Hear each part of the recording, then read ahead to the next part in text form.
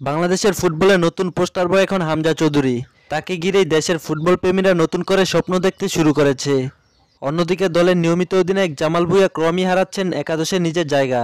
Coach heavier ক্যাব্রেরার চোখে হামজা এখন শুধু দলের অন্যতম ভরসাই নন, তিনি এক নেতৃত্বের প্রতীক।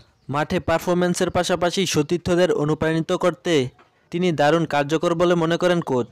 হংকংয়ের বিপক্ষে ঢাকায় অনুষ্ঠিত ম্যাচে লেস্টার সিটির এই মিডফিল্ডার মাত্র ১৩ মিনিটে গোল করে দলকে এগিয়ে নিয়েছিলেন।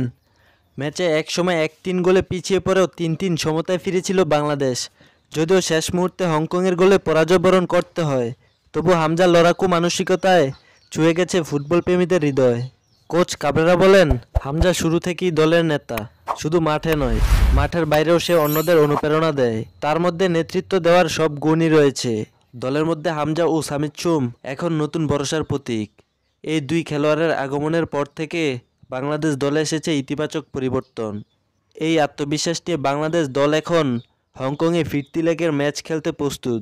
যদিও এশিয়া কাপের মূল পর্বে জায়গা পাওয়ার সম্ভাবনা খুব বেশি নয়, তবুও হামজাদের উপস্থিতিতে দলের যে নতুন আশার আলো জ্বলেছে তা নিয়ে আশাবাদী কোচ কাবরেরা। হংকংয়ের বিপক্ষে আজ সন্ধ্যা ৬টায় মাঠে নামবে বাংলাদেশ।